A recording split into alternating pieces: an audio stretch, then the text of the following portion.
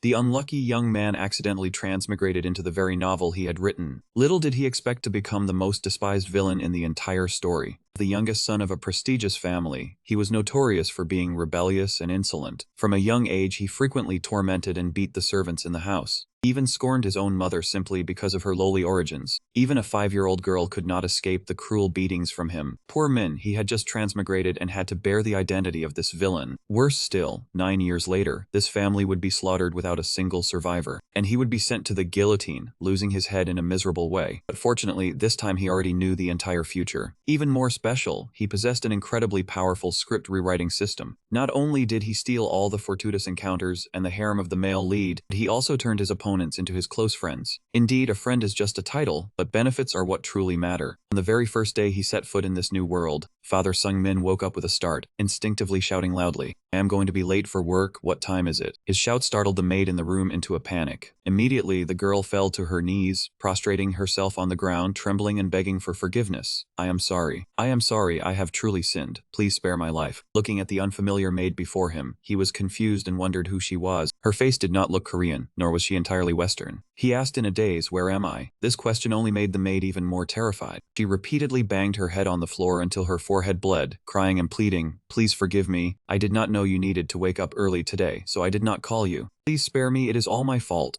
Seeing blood starting to trickle from her forehead, he panicked and asked if she was okay. But just one step forward from him made the maid widen her eyes in terror and scream, "Ah, please do not hit me." Her scream echoed throughout the mansion. Right after that, the girl fainted on the spot. He stood frozen, only able to dazedly think that he had just sat up, so why had she already fainted? That was what happened on the very first day he arrived in this world, an opening that truly shocked him. By the second day, he had to accept the fact that his name was now Russell, not Sung-min anymore. The system's information panel showed that he possessed combat magic talent along with a highly unusual thinking trait. That morning, a young boy clutching a paper notebook stepped into Russell's room. The boy bowed deeply and respectfully, saying, "Young master, I will record your daily journal for you." That was Hampton, his close attendant. When he asked in confusion about the journal writing, Hampton trembled and stammered, "Yes, if you permit, I will be quick." Seeing Hampton sit down timidly to write, he suddenly remembered a setting in the novel. Descendants of prestigious families were always monitored by cameras that ran on rice. There would be a person dedicated to recording their daily life journal until the age of 54. Seeing Hampton keep glancing furtively at him, he unintentionally stepped closer. The sudden approach startled the boy, causing him to accidentally knock over the ink bottle and drop the notebook. Hampton fearfully knelt down, hurriedly picking things up. "Ah, I am sorry, I will clean this up right away." At that very moment, a strange phenomenon occurred. His body suddenly moved on its own beyond his control. Looking at the boy bowing before him, a strong urge to kick him surged in Russell's mind. Then his body automatically launched a powerful kick straight into Hampton's face. Russell was horrified as he watched his own body, realizing it had activated the automatic mode for tormenting others. From then on, the worst memories of the previous owner flooded back into his mind. Just 4 years old, Russell already knew how to use a toy stick to brutally beat the servants. And one of the poor victims back then was Hampton himself. At the age of 5, upon learning the true identity of his mother, he was furious and shouted straight at her face, "A woman like you is worthy of being my mother." It turned out that Russell was the son of the family head and a maid named Sozo. He was very afraid of his strict father.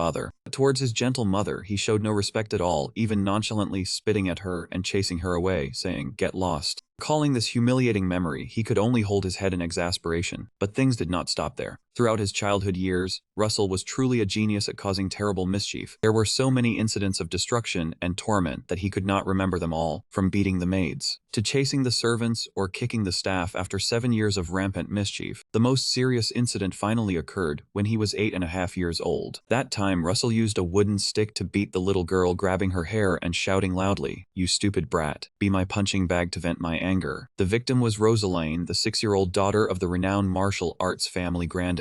As a result, his father had to humble himself and apologize to the head of the Grandin family to settle the matter. Therefore, right before turning 9, Russell was exiled to the remote and secluded Maple Mansion. A few days before he transmigrated here, he was still crazily smashing things and screaming for chocolate to be brought to him. Thinking of this, he could only suppress his thoughts and wonder just how addicted this brat was to chocolate. Russell Mayton was originally just a supporting character in the renowned martial arts novel written by Father Sung-min in his previous life. The author originally intended intended to build him as a villainous character, but I myself remember very clearly that I never wrote detailed background or life story for such a bland supporting character. This only leads to one conclusion. This world was not entirely created by Sha Sung-min, but it is a real world, one that never appeared in the original work. The events that unfolded according to the laws of this world helped him recover nearly all of his memories, even if they were only fragmented pieces. By the third day, lying on the bed in a daze, he accepted the truth that he had been transported to another world. This is definitely not a dream, and he cannot remain trapped in this shock forever. Russell was originally just a minor villain in that famous sword fantasy novel, but he had never sketched out the character's appearance or abilities in detail. At that time, Russell was only a background character, occasionally mentioned a few times. Since there was no plan for his development, he casually gave the man combat magic talent, and then forgot about him, never giving him any chance to shine, to the point where readers were curious about where this character came from in the story. Thus, no one knew the true extent of his power, and his ultimate fate was to be sent to the guillotine at the age of 57. Recalling that cruel ending, he in the present could only shudder and feel a chill run down his spine. Determination to survive was the top priority, because Russell was only 9 years old right now. That meant he still had 8 years to prepare and change his tragic fate. But just as hope began to kindle, he suddenly trembled as he realized a harsher reality. Even if he avoided death by beheading in the next 8 years, in the end, he would still have to face the true protagonist of that novel. According to the original plot, Cassin was destined to be the eternal, sworn enemy of the Maton family. The grudge originated from the fact that the head of Maton took advantage of the opportunity to ignite the conflict, having accidentally killed the eldest son of family C a very long time ago. As this secret gradually came to light, the tension between the two factions escalated to its peak, leading to a great war known as the battle between swordsmanship and magic. With the protagonist's halo, the Sage family won a glorious victory, simultaneously wiping out nearly the entire Maton family. Thinking about the future destruction of his family, and that he himself would barely escape death, he sighed and asked himself what he should do in this situation. Do not forget that Cha Sung-min himself created this world, even though it was originally just a place for him to relieve stress after exhausting work hours. But yes, it was he who created this place. All the golden fingers of the protagonist Cassin were written by his own hand. He also understood the future of this world better than anyone. Therefore, as long as he acted correctly, he would surely live a stable life like his previous one, perhaps even much better. Looking at the magnificent, sparkling bathroom before his eyes, he had to admit it was even larger than his old apartment in Korea. Standing in the middle of the luxurious bedroom, he told himself that one only lives once, and being the youngest son of such a wealthy family was not bad at all. Although the combat magic skills of this body had not yet been revealed, and the former Russell never knew what he could do, he still carried the bloodline of the Maton family, one of the 3 most powerful families in the world. With such a starting point of being born with a silver spoon, he reminded himself to think more positively. Besides the fact that this body was once a fool and would be beheaded at 17 if nothing changed, he could completely enjoy a more affluent life than his previous one. He believed he could do it, because 8 years was a long enough time to prepare. However, just as he began to kindle his determination, a sudden flash of blue light burst before his eyes, startling him. It was the system text he had seen when he first arrived in this world. The blue notification panel appeared clearly. Russell's abilities have been activated. Clear Eye has been activated. He froze dumbfounded, unable to believe his eyes. This was the Holy Eye, the exclusive skill that belonged only to the protagonist of that famous sword fantasy novel. So why could a supporting character like Russell possess this skill? The system notification panel appeared clearly before his eyes. He was stunned and wondered if the system texts he had been seeing all along were due to the influence of this ability. Why did he have it? He was clearly not the main character. But then he sighed and told himself that it didn't matter anymore, because ever since he arrived here, the normal logic of this world had long since vanished. The power of the protagonist of that famous sword fantasy novel was truly insane. This was originally a typical action work, where the male lead could single-handedly destroy an entire continent. And it did not stop there. If the protagonist could not destroy the entire universe, then how could it be worthy of being an engaging series? The biggest problem was that that man would use that world-destroying power to wipe out his Maton family. While lost in thought, he suddenly felt a strange energy fluctuating around his body. A ring of pale blue light suddenly appeared and revolved around him. This thing could not be seen with the naked eye, but it gave the feeling of a holy eye examining and inspecting his body. He was astonished to realize this was the first true root. In the world of magic, a true root is a mana ring formed around the user's heart, acting as a battery that supplies energy to cast magic. According to Cha Sung-min's setting, even the first true route required an extremely arduous process of learning and training to achieve. It was a profound academic field that demanded patience and unlimited investment. Therefore, it was impossible for a prodigal son like the former Russell to have diligently trained in magic, because his memories had no trace of any practice at all, so could have just appeared on its own. At that moment, a sudden knock on the door cut through his thoughts. At this hour, the unexpected guest was definitely Hera. Her timid voice came through from outside. "Young master, may I come in?" He calmly replied, "Come in." The door slowly opened, but the moment he saw who entered the room, he immediately froze in astonishment. Hera stepped in and immediately knelt down before him. Seeing this scene, he suddenly remembered an extremely absurd rule that the former Russell had set himself. "Every time you accidentally look me straight in the eye, you'd better kneel down immediately, understand?" What a bastard, ridiculous rules. But just as he looked straight at Hera, the ability of the holy eye suddenly activated on its own. As he glanced at the girl, a blue system information panel appeared. Her main profession was an assassin, with traits that could not be analyzed. He stood there stunned, wondering how a young maid could have such an identity. He searched his memory, certain he had never written such a setting. But then he realized, the world inside that renowned wuxia novel was an extremely chaotic place, where force and power reigned supreme. This meant someone had deliberately placed a young female assassin beside a useless waste like Russell. The mastermind behind this was surely among those vying for the inheritance within the Maton family. Facing this cruel truth, he knew that no matter how noble one's birth, a single slip could cost them their life. He told himself to stay calm, forcing a stiff smile to hide the unease in his heart. The girl before him was a true assassin, and if he showed any weakness, she could easily kill him. Looking at Hera kneeling on the ground trembling, he realized that all her previous crying and fear had been nothing but a perfectly staged act. Her acting skills were good enough for a professional performer. He cleared his throat, trying to appear as natural as possible. "Ahem, Hera, get up." She quickly replied, "Yes, young master." To quickly get rid of her, Russell ordered her to go outside and bring a bucket of fresh chocolate in for him. Hera was momentarily taken aback, stuttering, "Chocolate?" Inside, he just wanted her to leave quickly so he could have some space to think. So he immediately growled, using Russell's usual arrogant tone to intimidate, "Are you questioning me?" "No, sir. I will go get it right away." Right after the door closed, Hera walked down the hallway with a puzzled expression. She sensed something was off but felt that young Master Russell was now quite different from before. Filled with suspicion, she thought to herself, a few days ago she had the same feeling. The aura of that good-for-nothing young master had clearly changed completely. Even though Hera didn't know exactly what happened, she was certain a major shift had occurred. Even though this change wasn't yet fully apparent, she reminded herself to quickly report this matter to that person. Hera's figure gradually disappeared into the deep corridor of the mansion. Meanwhile, in his room, Russell sat lost in thought on a chair, deciding to review all the events once more. Currently, he had been exiled to this remote maple estate. This meant he had been completely pushed out of his strict father's sight and removed from the family's inheritance list. For a prodigal son like the old Russell, losing the chance to be an heir to the Mage family was the end. But for him now, it was a huge bargain.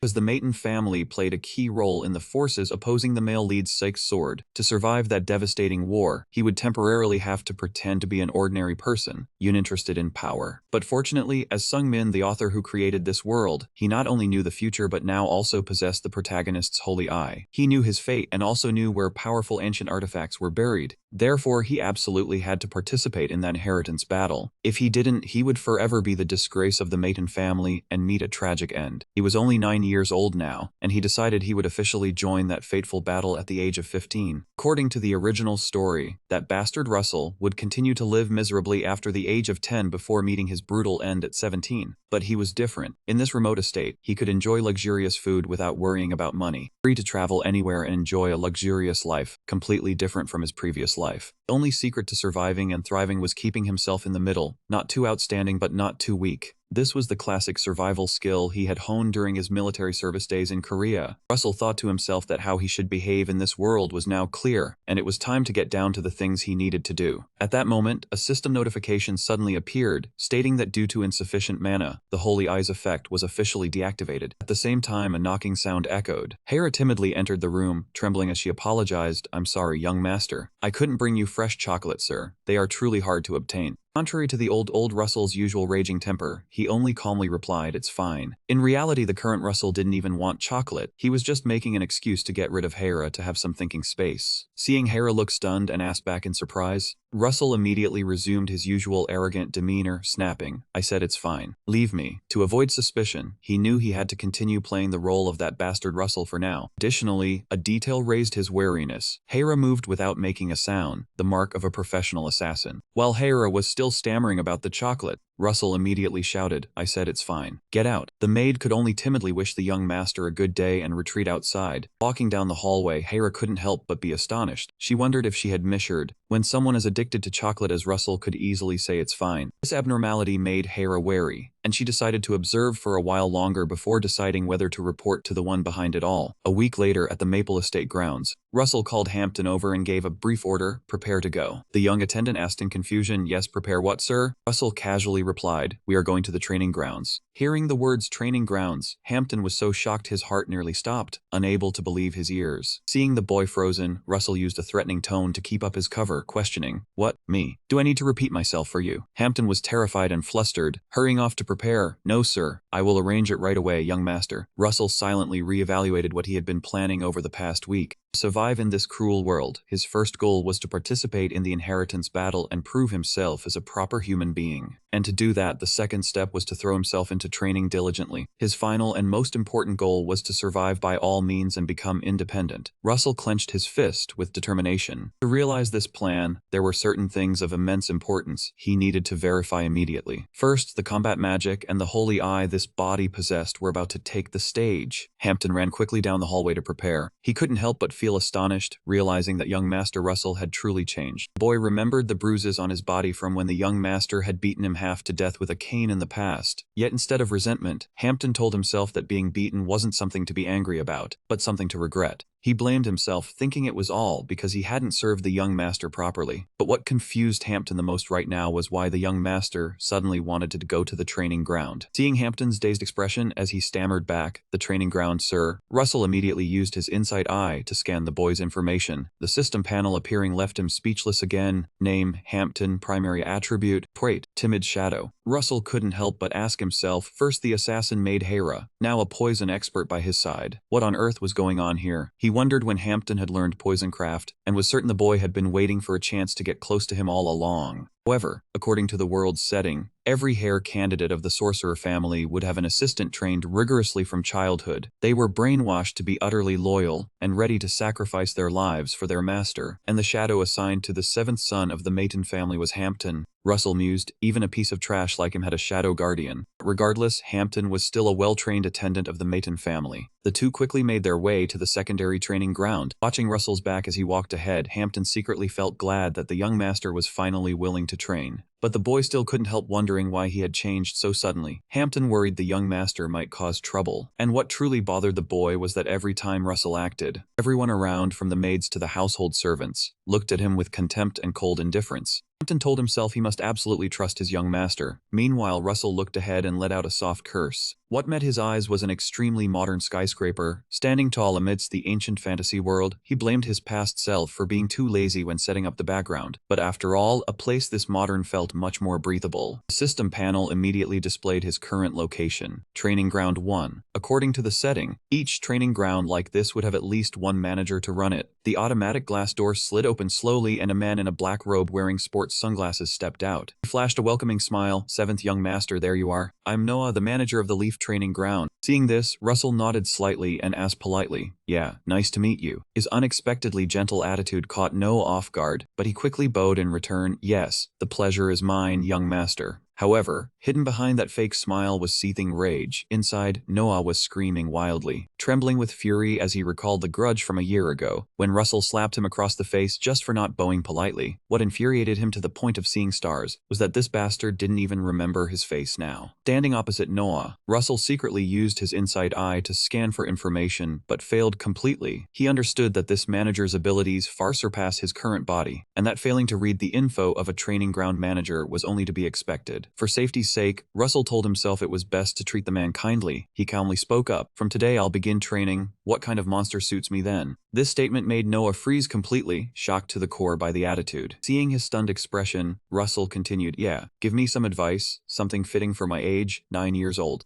Hearing the words 9 years old, the flames of hatred in Noah's heart blazed up even fiercer. He cursed inwardly. How could he ever forget the age of that demon who had made a fool of him for 396 days, 8 hours, and 32 minutes? In Noah's mind, sinister schemes began to churn. He wanted to find a way to deal with Russell in the most reasonable manner, so that no one in the family could blame him if an accident occurred. Suddenly, an idea flashed in his head. Noah wore a sinister smile and proposed. The sixth young master successfully hunted a goblin at the age of 9. Hearing the name goblin, Russell immediately searched his memory of the monster's setting in the original work. It was a creature about 50 centimeters tall, shaped like a large mushroom that moved by hopping around, and it was the lowest ranked monster. Seeing the target was fairly safe, he agreed. Right then, Noah bowed respectfully. Yes, sir. I'll prepare it right away. I'll set the battlefield as the mushroom forest. It'll take about 3 minutes. With that, he turned and walked away, striding off with a smug gait. Watching the triumphant retreating figure, Russell couldn't help but wonder, why does he look so excited? Goblins weren't really powerful monsters. No wonder the sixth young master could easily kill one at just 9. To prepare, Russell closed his eyes and began to focus his mind. After about 3 minutes, he could clearly feel the mana circle flowing in his chest, thanks to his innate combat magic talent, and the noble blood of the Maton family running through his veins. His body automatically fell into a state of introspection, allowing him to grasp the workings of magic naturally. Seeing Russell was ready, the manager Noah bowed and led the way. Please come this way, young master. Right after, a beam of light enveloped Russell. The system panel immediately notified him that he had successfully teleported to the mushroom illusion location.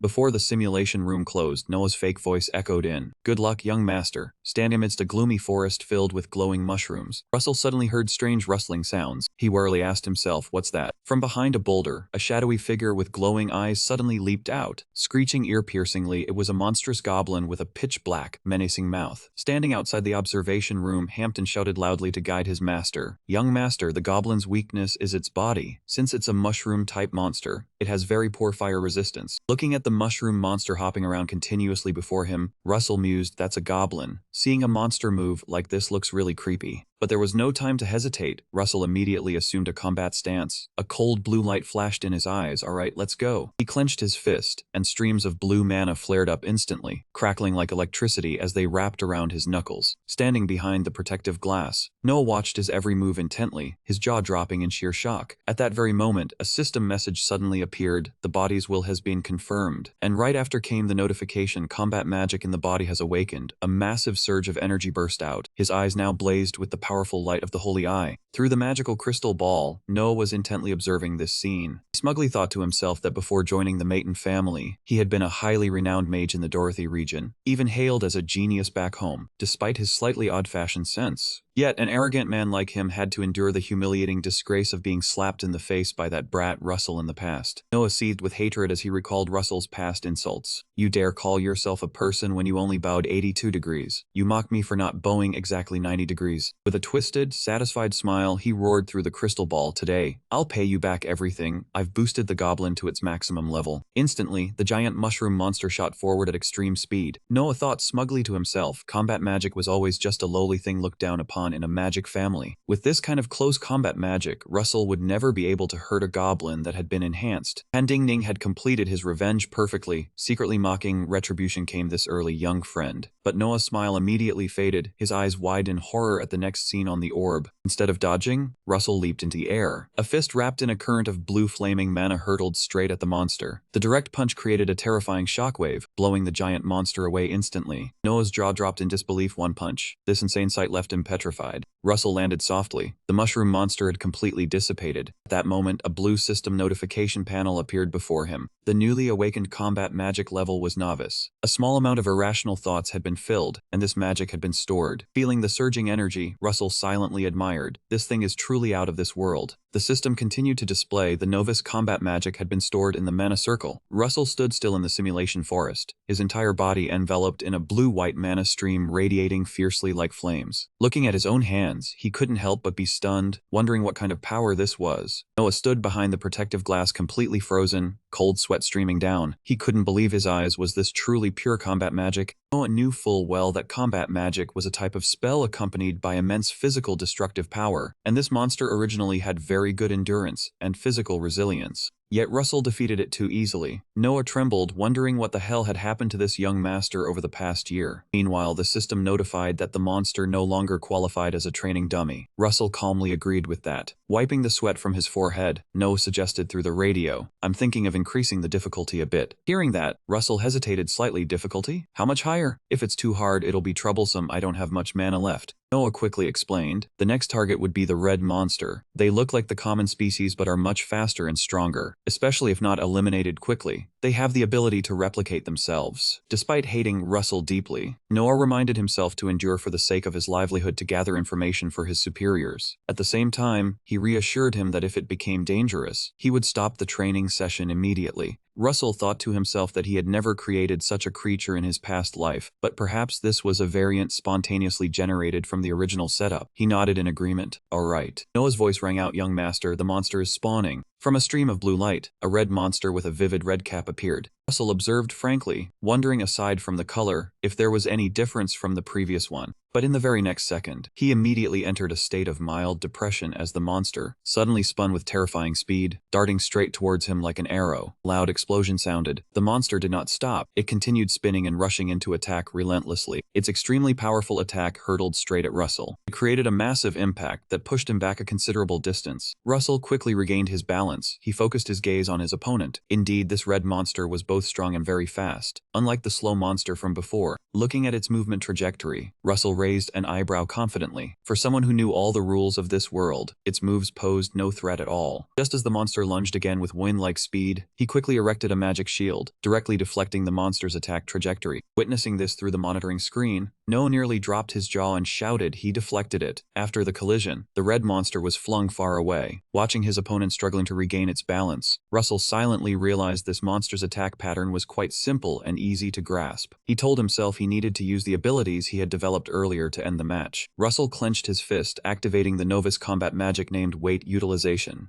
Just as the mana flow began to ignite on his hand, he suddenly extinguished it. The cold system panel displayed insufficient mana. Russell paled, cold sweat pouring out as he realized the harsh reality. All mana was depleted. In this precarious situation, he could only act on instinct. He threw a powerful punch, sending the red monster flying a great distance, completely defeating it. Standing in the middle of the training ground, Russell was still in shock. He wondered what had just happened because in that decisive moment, he felt as if time around him had slowed down. Though he didn't understand it, he silently felt lucky that thanks to that strange phenomenon, he was able to defeat his opponent. Immediately after, another system notification appeared. This is the first time you have used up all the mana in your body. Due to insufficient mana, the Holy Eye will be deactivated. Looking at the message, Russell told himself he would review this matter after his mana recovered. Meanwhile, in the observation room, Hampton was holding a cup of hot tea, his mind half traveling after witnessing the entire training session of his master. The boy's eyes were wide with astonishment, his mind constantly questioning, what did I just see? He gathered personal power on his own. Standing beside him, Noah took a small sip of tea, then asked Hampton in a low voice, "Hampton, has the 7th young master's 10th birthday already passed?" Hampton hurriedly replied respectfully, "Yes, that occasion will happen next year." Witnessing Russell's unbelievable strength, Noah was sweating bullets, unable to believe it. How the hell is he that strong when he hasn't even had his 10th birthday yet? Watching Russell's every step, Noah was utterly horrified to realize he had even formed his first mana circle, a power that absolutely could not be attained naturally. Meanwhile, the young boy Hampton standing beside him was welling up with tears of emotion. He thought to himself that his master must have toiled day and night to the point of exhaustion to achieve such results as today. Overwhelmed with emotion, Hampton immediately ran over and hugged Russell tightly, shouting loudly, "Young master." The sudden action of his attendant left Russell frozen. Seeing everyone's reaction, Russell suddenly realized he had made a big mistake. He still didn't fully understand this world, and displaying such outstanding power right now would only bring trouble. To cover up, Russell told himself he needed to put on an act. Immediately, he closed his eyes and collapsed to the floor, pretending to faint from exhaustion. The sudden event made both Hampton and Noah panic and shout, "Young master." Noah quickly ordered Hampton to call the healing mage on the 2nd floor. Hampton immediately sprinted off. Yes. Lying unconscious on the floor, Russell thought to himself, is the situation bad enough to need a healer? But at least on the 2nd floor there must be medicine, or a healing mage to help him recover his depleted mana. On the 2nd floor of the training area, the healing mage was dozing off, snoring loudly on the chair. The sound of hurried footsteps and Hampton's frantic shout made him jump, nearly causing him to fall. He asked in annoyance, "Are you the healing mage? You scared me half to death." Upon hearing hearing Hampton's news that the 7th young master was injured, the mage immediately stood up seriously. Really, this is a big problem. Quickly lead the way. However, he paused in confusion. The 7th young master, not the 6th young master. Hampton nodded to confirm and introduced himself as the 7th young master's associate. Healer immediately changed his attitude faster than flipping a rice paper. The 7th young master is really here. What is that useless fellow doing here? Hampton worriedly explained. The young master had defeated a goblin and was then attacked by a red goblin suddenly. The healer was so shocked his jaw nearly dropped. What? How could that have happened? Hampton answered with a single phrase. It was caused by battle magic.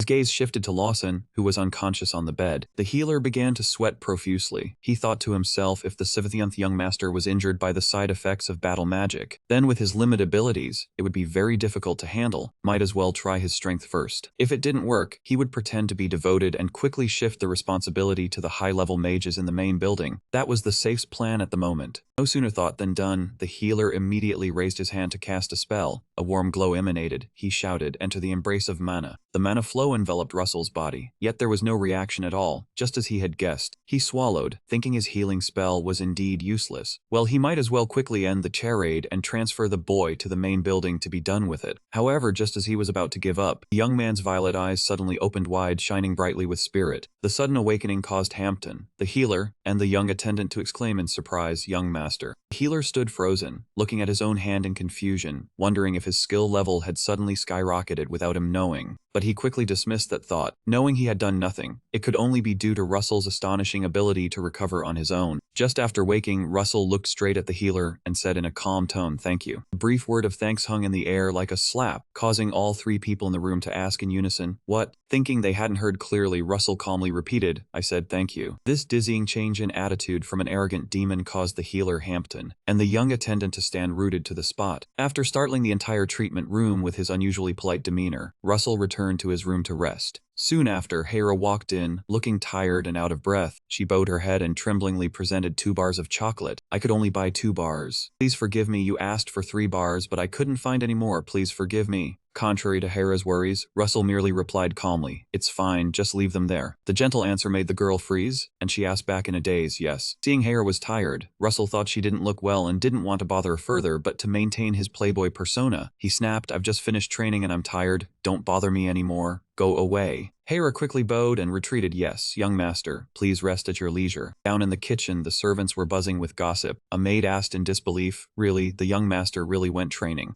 Hampton stood there, puffing his chest out as he recounted, "I told you, the young master did very well at the training session." The boys recounting left the maids holding their heads in astonishment. Upstairs, Russell unwrapped a chocolate bar and took a huge bite. In his past life, he didn't like sweets, but he had to admit this chocolate was on a completely different level. As soon as it entered his mouth, the chocolate melted on his tongue, a warm sweetness spreading through his body, a feeling of relaxation as if floating among the clouds. That pleasant feeling was quickly interrupted as Russell's violet eyes lit up. The skill eye of perception automatically activated. He was surprised to realize the mana in the chocolate was spreading to every corner. The veins on his hand glowing with a blue mana flow along with a system notification, absorbed a small amount of mana. Russell suddenly understood why the old Russell possessed a massive amount of mana despite spending all his time idling. Right after, the system panel appeared again. "You have discovered a fragment of incongruity." This feeling was like a character making a new step, helping to connect the random fragments of this world together. Russell sat up with a jolt, pondering the fact that eating chocolate could restore mana. According to the world's setting, mages had to train hard in dangerous lands, enduring countless hardships, to accumulate a little mana. Yet now, Russell's body easily absorbed mana just by eating sweets, and he himself had never even set up this detail when writing the story. This must be the fragment of incongruity. Russell lay back on the bed, savoring the chocolate while sighing because the only side effect of this mana source was that he was getting fatter. Trying to recreate the feeling of punching the goblin away, Russell closed his eyes and concentrated. Immediately, the system panel appeared with another notification, attribute circulation activated. Russell was wondering in a daze when a hurried knock sounded at the door. He said irritably, "I already said I don't need anything else today, Hera." But the voice outside was a servant reporting a guest. He replied coldly, "Tell him to get lost." Before he even finished speaking, the door was kicked open with tremendous force. A striking young man with orange-red hair dressed in luxurious noble attire stepped in. This was Carton Mayton, the 6th young master, Russell's older brother. As soon as he entered, he shouted arrogantly, "Your brother arrives and you don't even greet me. Have your manners been thrown to the dogs? Do you want to eat bird droppings again?" Looking at the intruder, Russell recognized him as the older brother this body was terrified of in its memories. To avoid any slip-ups, he quickly got out of bed and bowed. "Brother, you've arrived." But his submissiveness only made Carton more smug. He pointed his magic staff at him and mocked. "Truly useless. As slow as a piece of trash as always." Carton glanced at his younger brother with contempt and ordered, "What are you waiting for?" Russell asked back in a daze. "What?" Carton immediately shouted, "Kneel down. You want a beating, do you?" As soon as he finished, he raised his magic staff high, intending to strike him on the head. That hair-racing moment, the system panel appeared again. Attribute circulation activated. Russell was astonished to realize all of Carton's movements had slowed down like a slow-motion film, and he understood this ability was indeed extremely powerful. This was an incredibly useful skill that could turn the tables in any situation. Without hesitation, Russell moved like lightning to block the attack. With a precise parry, he deflected and knocked Carton's magic staff away. Sudden resistance from his supposedly weak younger brother caught Carton off guard, causing him to lose his balance and nearly fall. He stared at Russell in shock and stammered, "What did you just do?" Facing Carton's astonishment, Russell replied calmly, "I was just defending myself." The statement sent Carton into a rage. "How dare you trash, say that again." Russell asked back in a daze, "Say what?" Carton gritted his teeth and threatened, "Say that damn phrase again, you trash." Russell immediately said bluntly, "Damn phrase." Carton froze for a few seconds before widening his eyes and asking, "What?" Russell maintained his nonchalant expression and explained, "You told me to say damn phrase." The teasing from his usually timid younger brother drove Carton insane, his whole body trembling with rage. He roared in fury, shouting that this time he would finish off his opponent before immediately launching into an attack. In that moment, Russell seemed to possess a divine eye, clearly observing the flow of the enemy's mana. He noticed a circle of mana around Carton's heart and judged that the man would release energy from that very circle. Sure enough, Carton channeled water magic, roaring with killing intent. The system panel immediately appeared, confirming the name Carton, water attribute, with the trait of being a troublemaker. Watching the torrent of water surging around his opponent's hands, Russell quickly analyzed the attack's trajectory. Thanks to grasping the opponent's intent, he was certain he could land a decisive blow to end the battle. Carton launched his decisive attack, but missed completely, gasping in disbelief. In the blink of an eye, Russell had nimbly dodged and closed in on his opponent with great surprise. Seizing the moment when his opponent was off guard, he unleashed a series of precise punches at Carton's body. Finally, Russell gathered all his strength and threw a tremendously powerful punch straight into his older brother's stomach. The blow was so strong it made Carton spit blood, screaming in pain before collapsing and coughing uncontrollably. Looking at the blood stains spreading across the floor, Russell was stunned. He looked down at his own hand, thinking to himself whether he had really struck that hard. Realizing the situation seemed serious, Russell hastily shouted, urging Hampton to quickly go and summon medic. Standing and watching Carton in pain, Russell drew a lesson for himself. He understood that his combat magic had just awakened, so his control over his strength wasn't truly stable yet. Hearing the loud noise, Hampton rushed into the room in a panic, his face full of worry as he asked what had just happened. Russell urged him impatiently, telling the boy to hurry and find a medic immediately. Seeing Carton kneeling on the floor, constantly coughing up blood, Russell silently realized he might have gone too far. But on the bright side, through the recent match, he had found an effective way to deal with mages. The goal of living to 57 years old now had more new hope. The next day, news of the shocking battle quickly spread through every corner. In the living room, Hera couldn't help but be astonished when she heard Hampton recount the entire event. She couldn't believe that a useless person like Russell could defeat the sixth young master, Carton. The boy hesitated, about to reveal a secret to Hera when she calmly asked him the reason in return. She asked if he was about to confess that he was the shadow, the question hitting the mark and making Hampton jump. Hera calmly sipped her tea, remarking that the foolish young master still hadn't changed. Hampton immediately retorted, pointing out that Hera herself wasn't simple either, as her footsteps were always silent and swift. Hera smirked slightly, not denying it, and said that was something anyone could easily notice. Seeing this, Hampton seriously asked if she truly thought Russell was just an ordinary lazy person. Hera took a sip of tea and told the boy to continue sharing his viewpoint. Hampton asserted confidently that as his 10th birthday approached, the 7th young master had finally begun to show real changes. Meanwhile, Russell sought out a very special place. Standing before an ancient and grand architectural structure, he couldn't help but marvel. This was the Star Library, the place where he would learn to control his mana. Looking at its pristine white exterior, Russell even joked to himself that it looked more like a shopping mall. The system panel immediately appeared, confirming the location. He was quite surprised that a place as important as this had never been visited by the former Russell. Stepping inside, Russell was completely overwhelmed by the library's massive space. All 3 floors were stacked with towering bookshelves. Just as he was wondering how many books the place held, a graceful voice spoke up from behind, answering that there were around 200,000 volumes. Startled, Russell turned around to find the owner of the voice that had just sounded. A beautiful woman with long, wavy gray hair softly landed in front of him. Russell immediately became wary and cautiously probed for the identity of the unfamiliar woman. The woman smiled gently, introducing herself as Evian, the librarian of the Star Library. That was Russell's first step. In a luxurious room of the mansion, the conversation between Hera and Hampton grew tense. Hera set her teacup down on the table, skeptically asking about Russell's preparations for his 10th birthday and whether it was hiding something. Despite the maid's suspicion, Hampton remained steadfast in his speculation that the young master had deliberately hidden himself for the past 10 years. Ignoring Hera's doubt, Hampton presented the most convincing evidence when he personally witnessed the young master complete the book First Cycle. Hearing the 3 words, First Cycle, Hera's expression shifted slightly. Hampton continued, asking whether such a cycle book could be comprehended in just a few days. Thinking about the 7th young master's recent actions, such as participating in training or easily defeating the 6th young master, Hera mused and admitted that the point was indeed valid. Hampton continued to persuade, reminding her that Hera was originally his maid. All of the young master's actions were now under her observation, and furthermore, they all indicated that he was hiding his true strength. Even so, Hera remained cautious and argued that the bastard's combat magic was only at an average level anyway. Unwilling to give up, Hampton confidently staked his reputation that everything was as he said. Hera pressed him for the reason he was so sure. Hampton looked straight at her and proudly declared that it was because he was the young master's shadow. Surely the young master had shown him his future. The 2 were silent for a moment, then Hampton spoke in a low voice, saying that if anything happened to the 7th young master, both of them would share the fate of being implicated. The boy suggested they could cooperate, but before he could finish his sentence, Hera coldly cut him off. She stood up, looked out the window, and set a condition that if the young master visited the library, she would consider it. She knew that all members of the Mayton family had to study at the Star Library to prepare for the succession struggle. And true to Hera's prediction, Russell's next destination was the Great Star Library. Upon entering, he unexpectedly came face to face with the beautiful female librarian. The woman introduced herself as Evian, the librarian of the Star Library. The name Evian made Russell completely freeze. He racked his memory but couldn't find any information about this woman. Just as he was still bewildered, the system information panel suddenly appeared with a name that left him stunned. Russell gasped inwardly in disbelief at the truth. Meanwhile, Evian continued to smile courteously, saying it was a great honor to meet the 7th young master, which left him frozen for 5 seconds. According to the novel he had read, Evian was a legendary archmage who, while not directly confronting the protagonist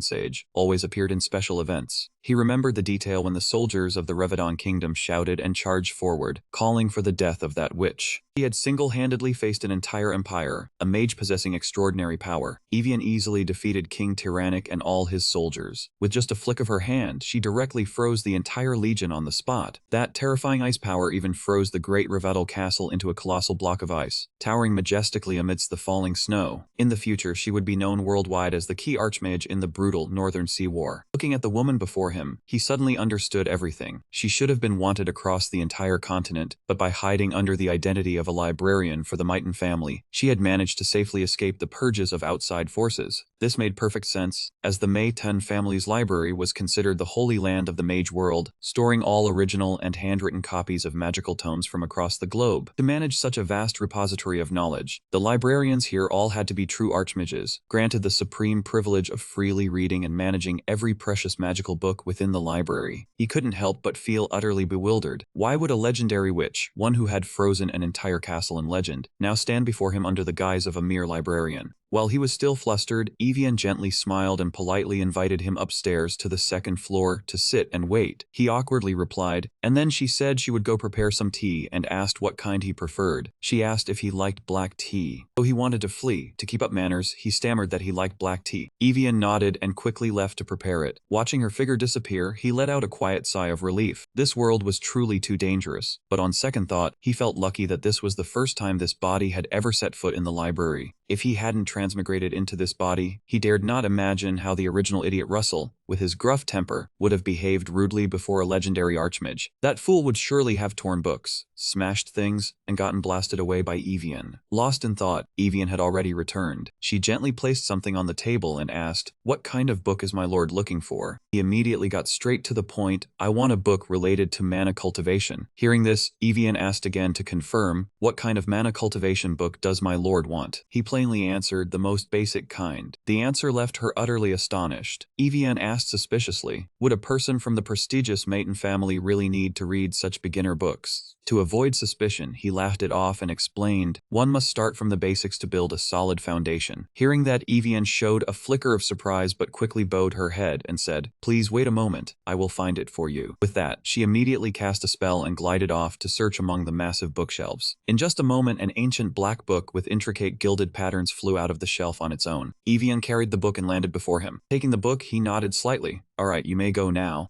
Evian respectfully bowed. "Understood. I hope my lord finds something of value here," then quickly withdrew, leaving him in peace. He eagerly flipped open the first pages. The book stated that mana was the term for all types of energy existing in nature. One had to accumulate mana in the heart and create a circulation cycle to become a mage. It sounded theoretical and easy to understand, but the moment he turned to the next page, he froze as a series of complex mathematical formulas slammed into his eyes. The 8th equation theorem of Lago, the 7th mathematical formula of Brado, and the answer to E to the power of 648. His head felt like it was about to explode. What the hell was this? How could this be called a basic book? A modern person like him could never self-study and understand such convoluted magical theory. He slumped his head onto the table, sighing in frustration as he read on without understanding a single word. But right in his moment of deepest despair, a thought suddenly flashed through his mind. Wait, if he couldn't learn through normal means, he still had another ultimate weapon. That's right, it was time to use the scan. He immediately activated the scan to analyze the magical tome. A notification panel appeared, analyzing beginner magical tome, 5% complete. He inwardly chuckled bitterly, never expecting this skill could directly analyze such a complex book that he couldn't read at all, looking no different from a computer screen. This skill was truly amazing. However, what was concerning was that in this world, there was a monster who could use this skill even better than him. Before he could think further, the notification panel appeared again, analysis at 22%. Scan cannot continue due to insufficient mana. He thought to himself, if the progress reached 100%, would he be able to understand all that complicated theory? It seemed for now, he had to prioritize solving this body's mana deficiency. He closed the book, telling himself that today was enough. When he returned to the mansion, Hampton was already waiting and respectfully bowed. "Welcome back, young master," he nodded in reply. But then the boy hesitated before dropping a bombshell. "Lady Soso from the Mapo estate has come to visit you." Hearing the name Soso, he immediately snapped back in shock. He looked up at the balcony above and instantly froze on the spot. A woman with long brown hair stood silently there. Her gaze was fixed directly on him. He asked in shock, what on earth was happening? Why had Russell's mother suddenly appeared in this remote place? Looking at that woman's figure, the painful memories from the past life of Cha Sung-min suddenly flooded back. Back in the old world, he had always yearned to see his mother again, because he had lost her at a very young age and never had the chance to see her even once. The long beep of the heart monitor in that hospital room years ago, along with his own heart-wrenching cries, remained vivid in his memory. "Mom, don't leave me please. Don't go." His mother had passed away from a cruel cancer when he was still a naive child. From the day she left, life as an orphan child became utterly dark. He was constantly bullied by other children. Brutal beatings on the street along with bitter insults. "A motherless bastard like you dares to offend me." From those dark days onward, he had endured countless fierce mental struggles with himself. What shocked him the most right now was why the woman standing on the balcony looked so strikingly identical to his deceased mother from his past life. He stared blankly at her, and then suddenly, the scan activated on its own and displayed information before his eyes, stunning him still. Soso, Russell's mother, turned out to be a master at the early stage of the 6th layer realm. The warm aroma of tea spread through the living room as the silver-haired maid Hera silently poured tea for the mother and son. Sitting across from his mother, Russell lowered his head, a complex feeling rising within him. Looking at the gentle mother before him, the terrible memories of the old Russell suddenly surged back into his mind. He recalled how he once looked down his nose and screamed at her, "Someone like you, my mother." Thinking of his past abusive behavior, the current Russell could only break out in a cold sweat, wondering how that kid could have said such cruel words to his own mother. Hesitating for a moment, Russell broke the silence. Mom, I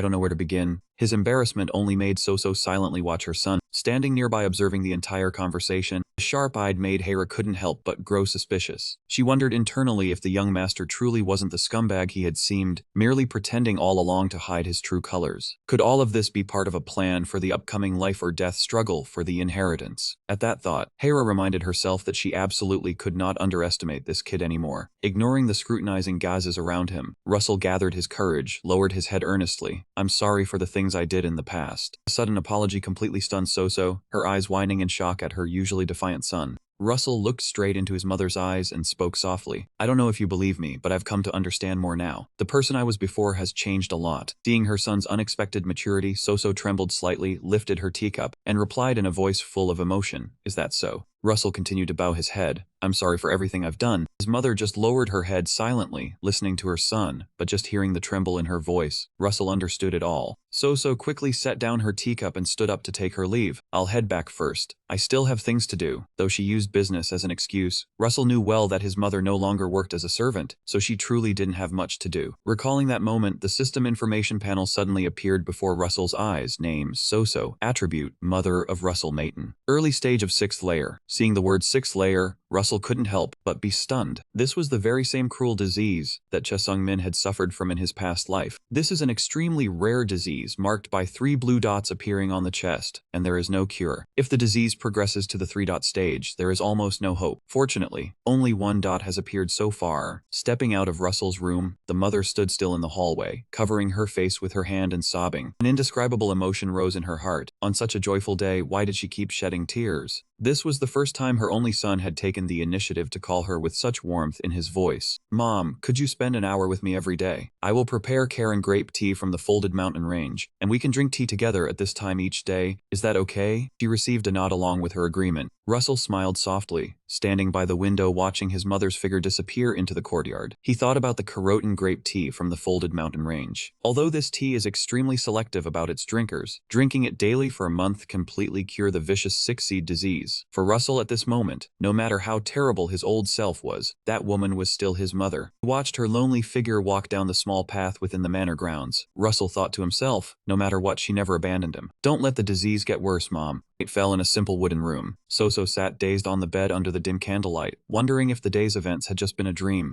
She clenched her hands, telling herself that if it wasn't a dream, then it was a true miracle. Her son Russell seemed to have completely changed right after his 10th birthday, as if he had become a different person entirely. Gazing at the burning candle, Soso whispered a message to her departed husband, asking if he could hear her from up there. She placed her hand on her chest, her heart filled with emotion and astonishment. "Every day I will get to drink tea with Russell. He has changed so much. Seeing him feels like a dream." Soso sobbed with happiness, telling herself she was also very glad. "It sounds real, doesn't it, dear?" The night passed, and the candle finally surrendered to time and faded out. A new day began at the Mabel estate. In his private room, Russell called the silver-haired maid in. "Hera." Hera quickly stepped forward, bowing respectfully. "Yes, young master." Russell looked at her sternly, saying, "I am entrusting you with something very important." Hearing the word important, Hera's assassin instincts immediately flared up. She became extremely wary, cold sweat forming along with a rush of suspicious thoughts. Important. Did he find out my identity? Is he testing me? Or is he ordering me to assassinate someone? But completely contrary to her expectations, Russell merely said calmly, "Chocolate chips." Hera was stunned. "Yes." Russell continued, "Get the best quality as much as possible." Hera froze, wondering, "Really?" Before she could recover, the young master added, "Ah, and one more thing." Hera immediately regained her confident smile, thinking, "Alright, he must be saving the most important part for last." She believed this time it would be a secret mission or a dangerous order. But Russell only calmly instructed, "Also remember to get me some candy from Rudin's bakery." All of Hera's expectations collapsed. She silently conceded to the young master's sweet tooth. An hour later, a huge mountain of chocolate and sweets was piled high on Russell's table. He was amazed by the power of money, thinking, "Just as I thought, wealth and power are truly formidable." He calculated mentally. One chocolate bar cost 20,000 grams, equivalent to about 5 million Vietnamese dong. With over 100 chocolate bars on the table, Hera had spent nearly 500 million in just one short hour to carry out his command. Such extravagance only fueled Russell's desire for power more than ever. He told himself he must win the succession struggle of the Mayton family. Russell approached the table to inspect the pile of sweets. This was exactly what he wanted. He noticed the most expensive kind cost about 30,000 grand, while the cheapest was 10,000 grand. The key point was the price was directly proportional to the amount of mana absorbed. Russell sat down on the chair chair and began eating the chocolate with relish. Immediately, the system notification appeared. You have received a small amount of mana. Trying the candy from Juden's bakery, Russell realized he could also absorb mana from them. His purple eyes narrowed slightly as he discovered an important rule. There was only one conclusion. The candy and chocolate shared a common ingredient that helped restore mana. Russell called out loudly, "Hampton." The young attendant immediately opened the door and entered. "I hear you, young master." Russell quickly ordered, "Bring the head baker from the bakery to me." 30 minutes later, the head baker from the bakery was in the room. Standing at the door, the man trembled, wondering why he had been summoned and whether his candy had a problem. Remembering the destructive reputation of the seventh young master, who had even beaten his own older brother, the baker was terrified. The baker feared that a ruthless person like Russell could easily take his life, silently praying that nothing terrible would happen. Seeing the man standing still, Russell cleared his throat slightly. The small sound was enough to make the baker jump, and he stammered quickly, "I hear you, young master." Russell got straight to the point. "What did you put in the candy?" He saw the baker still hesitating. He continued in a strict tone, "Tell me all the ingredients, do not hide anything." Overcome with fear, the baker immediately fell to his knees and kowtowed in apology. "I'm sorry, it was my fault." Seeing this, Russell corrected him. No, it's not what you think, I just want to know the recipe." Hearing that, the baker breathed a sigh of relief and quickly confessed the recipe. The recipe. There is sugar from the Dorothy region, 1,000-year herb powder, 2 tablespoons of herb powder, and shizongo. Russell asked again, "Is that all?" The baker affirmed, "Yes, young master, I swear that's all." Russell immediately realized that the core ingredient in the chocolate chips was the 1,000-year herb. He smiled a satisfied smile, thinking that if he ate this herb directly, he could absorb mana until his mouth was full. Meanwhile, at the auxiliary training grounds, manager Noah was sitting thoughtfully on a chair, annoyed, wondering why everyone had been asking about the seventh young master lately. He told himself he only had 2 things to say about him. 1, he had taken down that female monster with a single punch. 2, he had healed himself from those magical freakouts using a dispel chant. At that moment, a messenger rushed breathlessly into the room, exclaiming, "Manager, have you heard the news?" Noah was startled by the sudden appearance. The messenger gasped for air. "The 7th young master has defeated the 6th young master." The fight was so intense that everyone is talking about it. Shocked by the grim news, Noah jumped to his feet and shouted, What the hell?" Remembering Russell's murderous smile, Noah sweated profusely and stammered, "That man is truly insane now. Since when could he defeat the 6th young master so easily, even if it was a fast-cast magic duel?" The sweating mage speculated that perhaps because his 10th birthday was approaching, Russell had put all his strength into the battle to assert his position with the family head. That meant he had made remarkable progress that no one had ever expected. Noah continued to analyze. Normally, mages move very slowly, so they need support magic like Flash. But a 9-year-old mage like Russell absolutely could not use such a high-level spell. The mage who had been struck on the head admitted he had never known the 7th young master possessed so many skills, and that both of them needed to pay more attention to him, since he was now vastly different from before. Pushing his goggles up slightly, Noah noted that the magic he used seemed quite unusual, appearing to be forgotten ancient spells that no one had ever learned. This left his colleague utterly bewildered, wondering where a bastard like Russell could have possibly learned those forgotten spells. He have truly hit the jackpot and stumbled upon some extraordinary fortune. It seemed the upcoming birthday of the 7th young master would certainly be interesting, while those around him continued to gossip and speculate endlessly. Russell, meanwhile, was in his private room, nonchalantly chewing on 1,000-year-old herb leaves, and immediately, the system panel began flashing notifications that he had successfully absorbed a small amount of mana. Russell was extremely excited to have finally found an effective way to accumulate energy without worrying about gaining weight like when he ate chocolate. In truth, thanks to the massive amount of chocolate the original body had consumed over the past 10 years, a huge reservoir of energy had already been stored within him. Now, as that energy converged on his heart, it generated heat that allowed his body to absorb even more mana. While chewing the herbs, Russell calculated silently that as long as his mana increased, his clairvoyance skill would be able to maintain its function for longer, making it easier for him to learn higher-level spells at the library. 3 days later at the library, Russell cheered with joy when he finally accomplished his goal, declaring he had done it. The system panel continuously flashed notifications. The information regarding the introduction to magic had been successfully analyzed, and clairvoyance had absorbed all the information. However, right after that, another unexpected notification appeared, revealing a hidden page in the book, Easy Energy Cultivation Magic, by the great sage Albecto. Before Russell could even understand what was happening, the ancient book on the table suddenly flipped its pages at an alarming speed, revealing secrets never known before. System panel unexpectedly displayed information about the 77th book by the great sage Albecto, titled The Simplicity of Magic, Easy Energy Cultivation. Seeing this text, Russell couldn't help but feel bewildered, wondering who the great sage Albecto was, and what secrets this book truly held. To find the answers, he understood he had no choice but to return to the Star Library once more. Thinking about it, Russell couldn't help but shudder as he remembered the female librarian Evian, a terrifying grand ice mage. Although he desperately wanted to avoid any involvement with this dangerous witch, for the sake of his survival, he told himself he had to face her. Lost in thought, Russell was startled when the maid Hera suddenly appeared in a spider-like pose, hanging upside down from the ceiling. However, Russell forced himself to remain calm to hide his embarrassment at this sudden appearance. Right after, Russell set off for the Star Library. Stepping inside the white marble hall, he shivered slightly, feeling a cold aura enveloping the entire space. Clutching the old magic book, he scanned the room, searching for where Evian was. Before he could even steady himself, Evian's voice suddenly sounded right behind him, asking if he was done reading. Her silent appearance made Russell jump. To save face, Russell quickly stammered and trembled as he returned the book, mumbling that yes, here it is. Evian raised an eyebrow in surprise, remarking that he read very quickly. Russell regained his usual confidence and replied casually that it was just the basics of using magic. Taking the book from his hand, Evian merely flicked her wrist, and instantly the book flew up high on its own and neatly settled into its exact spot on the tall shelf. Witnessing this smooth, chantless magic, Russell couldn't help but marvel, wondering how she could do something so extraordinary so effortlessly. While he was still admiring, Evian spoke up and asked if he was looking for another book. Russell immediately seized the opportunity and inquired, asking if she knew about the 77th book by the great sage, The Simplicity of Magic, Easy Energy Cultivation. Evian calmly confirmed that the book was indeed in the library. Hearing that, Russell ordered her to bring him a copy. However, Evian's expression turned serious, and she hesitated, saying however. Evian explained that the book was classified as level B, containing content extremely complex and challenging for beginners in cultivation. Hearing this, Russell merely waved his hand dismissively and chuckled, saying it was fine, he was just reading for fun. But the moment he finished speaking, the atmosphere suddenly became strangely oppressive. Evian unexpectedly closed her eyes, her nose sniffing continuously like a bloodhound catching a strange scent. The extremely close distance and the legendary Grand Mage's bizarre actions left Russell completely frozen, cold sweat streaming down his face. A wave of intense fear rose in his heart as he clearly felt the killing intent enveloping him. This feeling was anything but normal, it was exactly like an S-rank monster sniffing out and examining its prey. Evian straightened up and softly called out, "Seventh young master." Russell, still not recovered from the scrutiny, could only stammer in response, asking what. The librarian's violet eyes flickered, and she continued, saying there was a very fragrant scent on his person. Hearing the word fragrance, Russell was confused, wondering what scent. Then he remembered something and hurriedly rummaged through his coat pocket, saying,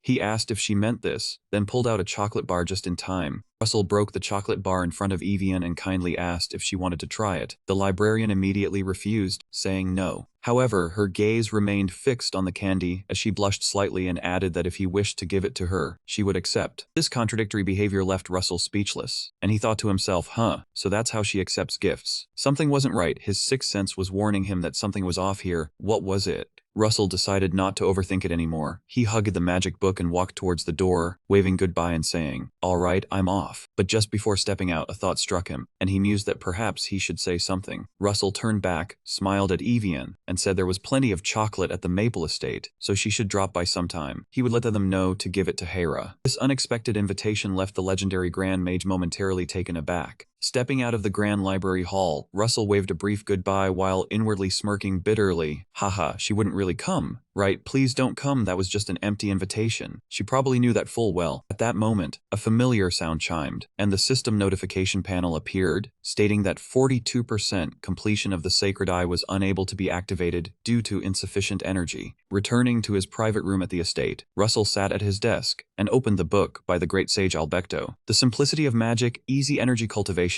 However, after a period of studying, he could only sigh in disappointment. There wasn't as much information as he had hoped. The book's content seemed to be nothing but the author's self-indulgent ramblings. I am a great mage, I can even use all kinds of magic. Isn't that wonderful? But if you want to use magic like me, you have to learn the basics I teach. A moment later, Hera and Hampton were standing, staring at him with looks of utter astonishment, and Hampton could only exclaim, "Wow." Russell was strenuously jogging around the estate grounds, drenched in sweat and breathing heavily. Watching from a distance, Hampton remarked softly to Hera that the seventh young master had been incredibly busy lately, going to the Star Library, visiting the Bessel estate, and now even exercising diligently like this. However, Hera, with her keen assassin's eyes, immediately realized this was by no means a simple job. Just as Hampton was about to ask in confusion, a graceful voice suddenly sounded from behind, explaining that it was actually a process of using physical movement to melt the massive energy condensed within. The silent appearance of the librarian Evian startled them both. Hera broke out in a cold sweat, feeling highly alert because a professional assassin like her had completely failed to sense this woman's presence beforehand. Hampton quickly regained his composure and curiously asked if the librarian had come to the Maple Estate, receiving a nod of confirmation from Evian. Noticing the pensive look on the librarian's face, Hampton couldn't help but wonder why a mage of the highest rank, someone who always maintained a neutral position within the family like her, would come here alone. Was she here to assess Russell's strength, or did she intend to become the backer supporting him in the upcoming succession struggle? Watching Russell's figure receding into the distance at the end of the path, Evian softly remarked that this kid was truly different from the terrible rumors previously spread about him. At that moment, Hera suddenly remembered something. She rummaged through her coat pocket and shyly held up a chocolate bar just in time. She explained that this was a gift the seventh young master had instructed her to give if she ever came to visit. Maid Hera was extremely nervous, thinking that for a grand mage of such high status as Evian, gifting such a common chocolate bar could easily be seen as a grave insult. However, contrary to Hera's worries, Evian's face suddenly softened. She decisively took the chocolate bar and casually said that she could not refuse the young master's sincerity. Seeing the female librarian leave with the chocolate, Hera could only stand frozen, confused and puzzled. She wondered what Russell was plotting, or if there was some special relationship between them that she was unaware of. 3 days later, in Russell's private room at the Mabel Mansion, the system chime rang out crisply, and a blue notification board displayed a message stating that the energy cultivation book had been fully analyzed. Russell was overjoyed to have finally completed and mastered the Book of the Great Sage, but that joy did not last long. The very next second, he stared in shock as he felt a sudden surge of magic power erupt, causing a deafening explosion. The pain struck so quickly that Russell collapsed to the floor, creating a loud thud. His entire body was engulfed in roaring streams of blue mana that shot out in all directions like lightning. He clutched his chest in agony, cold sweat pouring out without cease. He realized in horror that the massive amount of energy he had accumulated was losing control and becoming more violent than ever. If he did not suppress it soon, his heart would burst. Facing the line between life and death, he understood that in this cruel world, one's life could be lost at any moment if one could not control one's energy. Russell tensed his body and used all his strength to activate the Holy Eye to find a way to suppress the raging mana flow. He told himself to stay calm, that the mana in his body was still enough to focus on regulating. Russell sat cross-legged, closed his eyes to calm his mind, and guided the mana flow back toward the team. The system notified that the basic mana cultivation imprint had been engraved, and all hidden settings had been unlocked. He was pleased to realize he could now see much more new information. The system board displayed a message saying that the settings of other worlds had been opened, helping him understand Evian's strange behavior. Her character info panel appeared clearly. Name Evian, 27 years old, ice attribute, personality cold but pure, occasionally fierce. But right below, an extremely strange setting line appeared. Chocolate is the best, accompanied by a small heart icon. Russell stood frozen for 5 seconds, not understanding what was going on. Then suddenly a memory from his previous life in the modern world flashed through his mind. It was when he was helping a friend look after his child. His friend's mischievous son had taken a pen and scribbled the words "chocolate is the best" right next to Evian's character settings in the notebook. So the legendary Archmage's obsession with sweets actually stemmed from a child's playful prank. The absurd truth left Russell speechless. Before he could regain his composure, a wave of heat rushed over him. He panicked and shouted that it was on fire what was happening. However, when he calmed down, he realized the flames surrounding him were not hot at all. From within the blazing ring of fire, a mysterious figure slowly stepped out, instantly putting him on guard. A sneering smile with blazing red hair appeared, accompanied by a provocative voice. "Hey, you idiot, what's with the fake focus? Trying to die?" Stepping out from the flames was an incredibly seductive but equally dangerous woman. A system info panel appeared confirming her identity. Posamaton, 29 years old, fire, earth, and water attributes, personality tyrannical, strong, and fierce. Seeing this name, Russell could not help but scream in terror inwardly. He realized this was the mad mage who possessed 3 extremely rare magic attributes. But what made him shudder even more was the hidden description line that appeared: cruel personality but also fragile and pitiful. The preference for mutilating bodies along with perverse thoughts appearing made his hair stand on end. That brutality made Russell only shiver silently, cutting and tearing people truly sick. Seeing him silent, Posa pressed with a murderous look. "Answer me. Why the fake focus?" Following a child's instinct, Russell almost blurted out an apology. But at that very moment he startled, slapped his own mouth to stop himself just in time. He broke out in a cold sweat, reminding himself that he had almost apologized. He knew well that Posa absolutely despised the weak. In this cruel world, if he humbled himself and apologized now, she would take him back as a servant to clean the house immediately. Understanding that Posa was only testing him, he quickly regained his cold demeanor and answered directly that he was not faking it. Posa raised an eyebrow and retorted, "Then what is it?" Although terrified inside, Russell decided to gamble everything to stay alive. He looked straight into the eyes of the furious woman before him and declared that he seriously doubted her qualifications. The bold statement from her younger brother greatly amused Posa. She gave a slight smile, praised him, and admitted she was very interested in this matter. Russell calmly asked his opponent back, aiming to expose her intentions. He continued by saying that what she wanted to know about him was whether he would bow his head and apologize or not. Hearing this, Posa burst into hearty laughter. The laughter echoed throughout the room, making Russell worry whether his performance was actually effective. After the laughter, Posa looked him over with scrutiny. It seemed the rumors that he had changed were true. Russell slightly furrowed his brow upon hearing the word rumor. He quickly covered it up with a harmless answer that he was just trying to grow up like everyone else. But Posa immediately extinguished the hope that had kindled within him with a cold, meaningful question. Did he think he was still a baby? Posa spoke coldly with contempt, then slightly parted her lips in a bewitching manner. Instantly, the blazing red flames around her transformed into a giant fire serpent that lunged forward and coiled tightly around Russell's neck. Posa coldly said that since it was late, he should go to sleep. Staying up late would stunt his growth. Despite being surrounded by flames and squeezed by the snake, Russell still tried to stay calm to respond. He knew he could not become the head of the family, but he could help her in the fight for the position. Posa slightly raised an eyebrow, the flames on her hand flaring up with interest. She told him to go on. Russell said that at least he still had some value. Posa gave a contemptuous smile, asking what value a troublemaker like him could have. Unfazed, Russell confidently replied that it depended on the ability of the user. A legitimate child of the family always had inherent value, so he asked back whether she wanted him to become someone's useful tool. Russell inwardly understood that Posa was probing which side he would take in the power struggle. He cleverly answered that he did not know much about his siblings, so he was not sure who had the capability to be the head of the family. At this moment, the image of Evian appeared in his mind, the one who, by principle, would become the next matriarch. However, to gain some benefit from Posa, he was calculating something else. Russell immediately hit her weak spot by saying that she was wary of her two older sisters. The remark struck Posa's pride, making her gaze turn icy cold. The fire serpent coiled around Russell's neck let out a fierce roar, then tightened its grip, blazing with flames that scorched his body. Unbearable agony overwhelmed Russell as he writhed as if being burned alive in the scorching fire. Yet instead of begging pathetically, he gritted his teeth and forced out each word. He said he had heard she was very kind. He did not expect her to treat him like this. He continued by saying that he knew she hated lies and despised sycophants more than harsh truths. "I can follow reason, but I will not yield to brute force." Noticing the unexpected toughness of her younger brother, Posa lightly waved her hand, causing the fire serpent to dissipate. Freed from the grip, Russell collapsed to the floor in exhaustion, gasping for breath. Russell coughed violently, trying to suppress the pain to speak. He said he believed she had forgiven him as soon as he spoke the truth. However, the only response was Posa's bewitching smile. She coldly uttered two words, "You fool." Then she swung her hand, launching a powerful sphere-shaped energy directly at Russell's chest. The impact was so strong that he felt as if a giant bowling ball had slammed into him.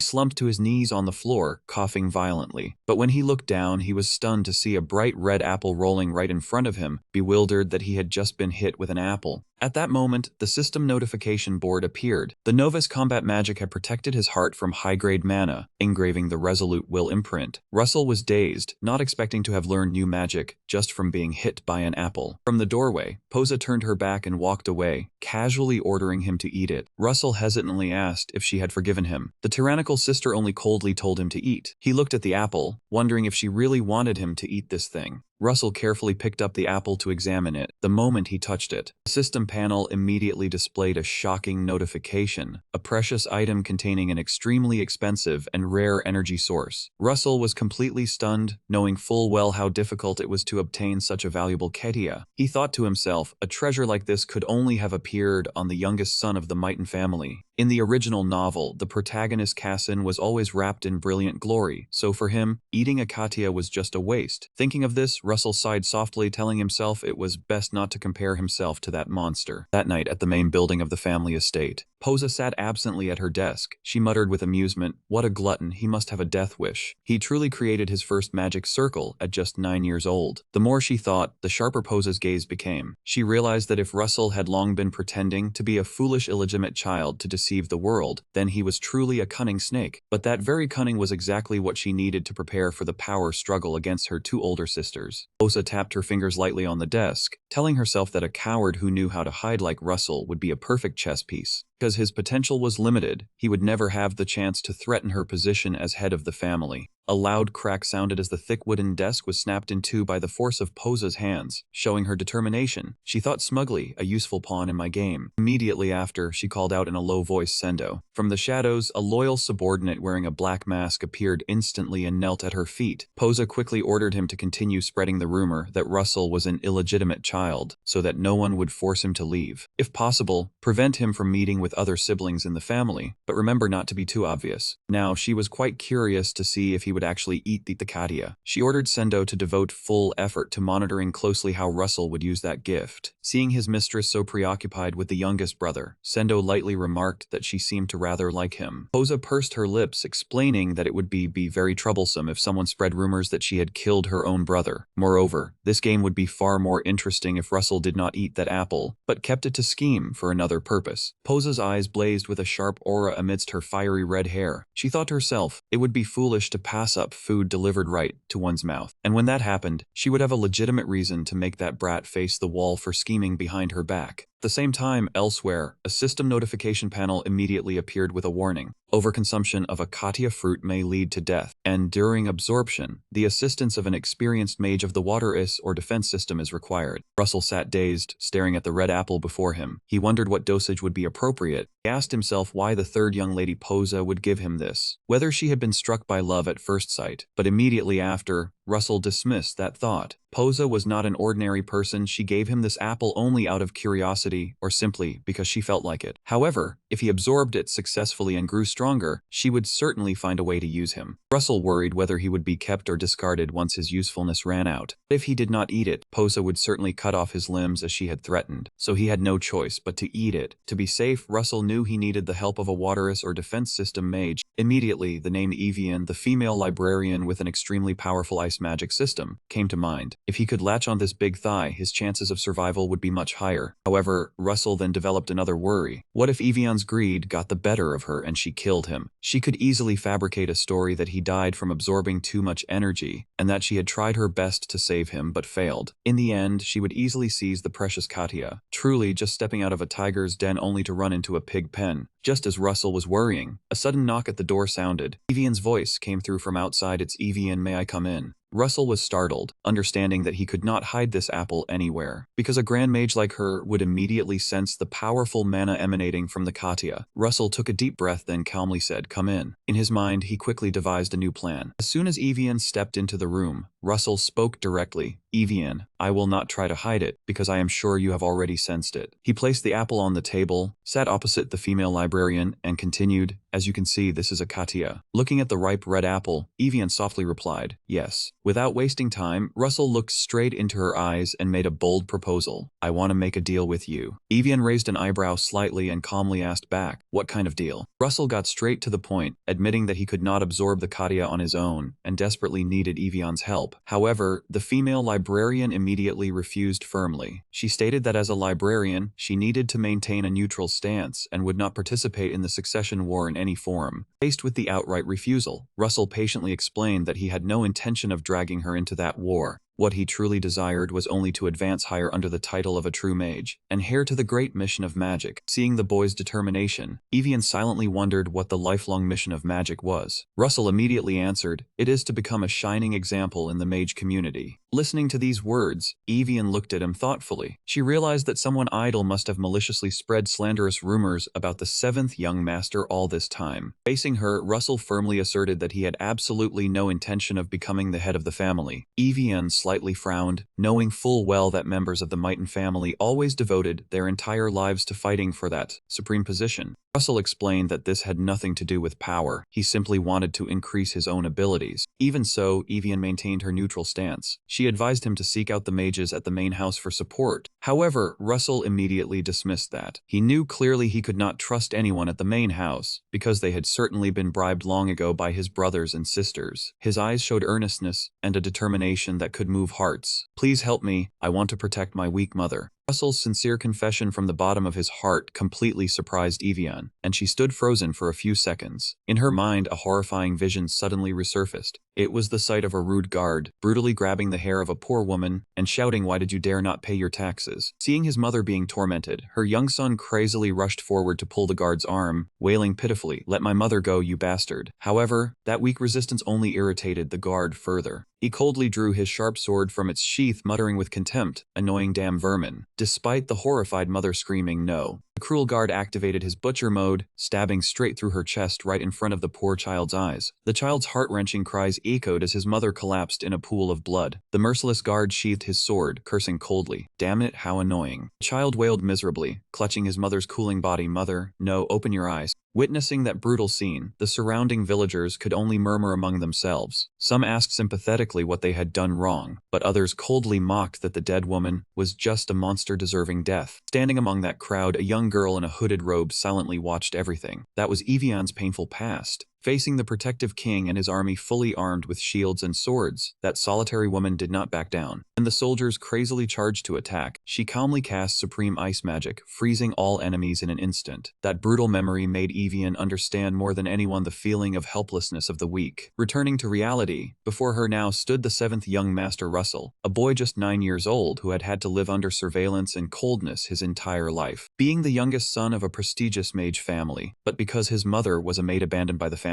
Russell had had to choose to pretend to be a useless person, lowering himself to survive. Watching Russell clench his fist to his chest, his determined eyes declaring, "I want to protect my weak mother," Evian was subtly shaken. She realized that when speaking these words, the boy was completely sincere. However, she also understood that was a nearly impossible goal, because the other succession candidates in the Mighton family were far stronger than him, while Russell was just a despised, illegitimate child with lowly origins. For someone in as low a position as him, wanting to protect his mother and rise within the family was no different from a delusion, a completely impossible dream. Yet, faced with such a crazy aspiration, Evian smiled softly, telling herself that dream was not wrong at all. Sitting quietly on the chair, the female librarian pondered deeply. Without money to buy a lottery ticket, how could one win the jackpot? But it did not have to be achievable to be called a dream. And she believed that it was precisely the process of striving toward that impossible goal that was when people truly lived and dreamed. Evian let out a soft sigh, then spoke coldly, "I am not helping just because you showed me a sob story." Seeing Russell's expression, she knew she had been completely persuaded by this young man. Before starting, Evian explained the plan. She would freeze all the mana released when consuming Katya, then slowly melt it so his heart could absorb it gradually. With that, she cast ice magic around the Katya apple floating in midair. Russell straightened his blanket, nervously waiting for his turn. Evian did not forget to warn about the terrifying side effect. His body might become frozen. Hearing that, Russell's expression subtly changed, silently growing worried. She continued speaking calmly. If he was lucky, he would recover in a few months. With less luck, a few years, and in the worst case, he would pay with his life. Her frighteningly calm demeanor made Russell tremble as he spoke. "Do not say that with such a composed look, Evian." Seeing his anxiety, the female librarian gently reassured him that she was a powerful ice mage and would do her best to prevent that from happening. Looking at the Katya apple radiating bone-piercing cold, Russell hesitated on the bed, unsure if he should continue consuming this thing. But he quickly dismissed that thought. He reassured himself that in life or death situations, the success rate was usually higher. Moreover, he understood Evian's personality well. She actually cared deeply about others, and her detailed explanation of the dangers was merely to help him build a solid mental foundation. Convincing himself this was a gamble with high odds, and that no investment in the world came without risk, Russell gathered all his determination, looked straight at Evian, and decisively ordered her to begin. However, the female librarian paused for a moment before speaking. She was still a mage, not working for passion, so he needed to compensate her for her presence. Hearing the word compensation, Russell frowned and asked back. Evian frankly tilted her head and replied, "That was right, nothing too much." She only needed 24 cocklet bars for her appearance. Her simple closing statement stunned the legendary Grand Mage so much that Russell nodded in silent agreement. Meanwhile, in the damp, dark dungeon of the main building, third young Lady Posa stood beside a wounded prisoner. Glancing briefly at her subordinate, she gave a sly smile and asked if he had eaten the Katya. The informant in the dark corner respectfully replied, yes, he received help from the librarian Evian. Hearing that name, Posa's expression shifted in shock. The informant nodded to confirm and believed that Russell had won that woman's heart. Sendo bowed his head to report to the third young lady that he could not investigate in detail, because he could not deceive Evian's senses. Posa slightly curled her lips and asked back with a suggestive tone. She silently marveled that her youngest brother had grasped a winning card capable of swaying the heart of the legendary Grand Mage. In reality, the Katya apple she gave Russell was an extremely high-grade special type. Without a mage of Evian's caliber to support him, he would surely have died upon eating it. Posa guessed Russell had long realized Evian's true identity, which was why he sought her help. Posa continued asking how she knew Russell had successfully begun consuming it. Sendo confirmed it, but also reported something strange. When Posa pressed further, Sendo revealed that the young master's body seemed excessively stiff. This news surprised Posa. Sendo insisted that even Evian was astonished by how unbelievably fast Russell absorbed the frozen mana, while his body and mood remained completely unchanged. Posa smiled softly, saying that proved Russell's heart was incredibly resilient, truly worthy of the noble Maiden family bloodline. She asked Sendo how long she thought her youngest brother would take to absorb all the immense mana. Normally, a mage needed 3 years, but Posa boldly bet he could do it within 1 year. However, Sendo's answer completely stunned Posa. The female informant lowered her voice, stating that at the current pace, 3 weeks was a reasonable number. This unbelievable number left the third young lady only able to exclaim in shock. Meanwhile, night had fallen late at the secluded Maple residence. In the silent space, Russell suddenly bolted upright in bed, his face paling, cold sweat soaking him. He gasped, clutching his chest and feeling something wrong. Damn it, my body. Violent surge of heat erupted from deep within him. His entire body was enveloped in blue mana, gritting his teeth against the extreme pain, only managing to scream in his mind. It is so hot! Russell jogged continuously for many hours around the mansion estate. Despite running for a long time, he was surprised to realize he wasn't tired at all. The rooster's crow signaled the new day, but Russell continued his stride. Accompanying his abundant stamina was an uncomfortable burning sensation. His heart felt like it would explode from the mana overload. Understanding that normal jogging wasn't enough to release mana, Russell called out loudly to Hampton, who was still yawning endlessly. He ordered to be taken to the waterfall garden, stood before the violently crashing water, and without hesitation charged in to resist the pressure. He realized climbing the waterfall consumed much more energy than jogging, helping to expend mana more effectively. While catching his breath, he ordered Hampton to bring over extremely large weights. Under the pressure of 1,000 pounds, the iron will magic automatically activated to protect his body, and he persistently held on, training without stopping. His efforts were rewarded when the system announced a level up. The iron will upgraded for better protection, and the gravity magic reached a higher rank. He increased the difficulty by requesting Hampton add 20 kg to the weights, leaving the attendant astonished. A week later, the weights were raised to 30 kg, and another week after that, the number reached 50 kg. Hampton worriedly advised the young master not to push himself too hard, but Russell only calmly smiled and replied that he was fine. Despite sleeping little, his body was always full of vitality. Meanwhile, in the main building, the informant Sendo was kneeling to report to the third young lady Posa. Sendo assessed that Russell had absorbed all the mana from the Katya fruit, and the body's mana deficiency was tremendous. Posa slightly curled her lips and asked with a suggestive tone. Sendo reported in detail, saying he climbs the waterfall barehanded every day. Posa curiously asked if he used magic. He explained that magic was supporting him. Posa calmly closed her book and remarked that combat magic had limits. Russell only needed to fulfill his role as a supporting character. However, Sendo added a detail that caught her attention. He also wore 50 kg of weights. Posa asked in surprise if it wasn't 5 kg. Hearing this, Posa burst into excited laughter. She thought her brother's body was overloaded and wondered how many days he had left. Sendo was worried if this continued, Russell would die within 3 months from having too much mana. Without a special power to protect him, he would explode. Seeing the dire situation, Sendo suggested that if the young lady helped, he could survive. Posa coldly refused, stating that giving the precious Katya fruit was already more than enough, and ordered him to continue observing the situation. Nevertheless, behind that indifferent facade, Posa wore a scheming smile, telling herself that if he was about to die, she would force him to reveal the secret to persuading Evian. Meanwhile, in his private room, Russell admired himself in the mirror with satisfaction. Thanks to absorbing mana and intense training, his body was firmer and healthier. He silently realized he had changed a lot. A while later, at the tea party in the garden, Soso looked worriedly at her visibly thinner son. She poured tea and asked if he felt he was losing weight too quickly. Russell calmly smiled and explained the weight loss was due to diligent exercise, saying he was getting more handsome every day. Mother. Soso took a sip of tea, then gently turned to compliment the maid Hera on making tea that was getting better and better. Receiving the compliment, Hera blushed slightly, offering a shy happy smile in return, thanking her and saying the lady of the house was getting more beautiful every day. Witnessing the amicable interaction, Russell was surprised, thinking Hera's friendliness with his mother was strange, but it was a good thing anyway. Looking at his mother's rosy face, Russell smiled with relief. Her illness had improved greatly and everything was progressing well. Lying on the bed to rest, Russell activated his holy eyes to train mana easily, calculating that today was December 20th, year 2018. Only 4 days remained until December 24th, Stellanation night, before the birthday of King Hafen. But what Russell was truly concerned about was another important event about to take place. Exactly as in his original story, on December 24th, Rudia, the one known as the Fire King, would appear at the West Gate. Rudia would be exiled to the West Gate of the Maton family after enduring humiliating disgrace. In the original story, Russell wrote that she was captured by the third young lady, Posa, and now he was shocked to understand why Rudia lost an arm. The hatred for the Maton family turned Rudia into a core ally, fighting alongside Kassan on the battlefield after the armistice. Possessing the special power of the Fire King, she was an extremely strong card by the male lead's side. Russell thought to himself that if he'd get one step ahead and take the Holy Fire Chalice from Rudia, it would be great. While lost in thought, his soul suddenly jolted as he sensed an unusual aura in the room. Activating his holy eyes,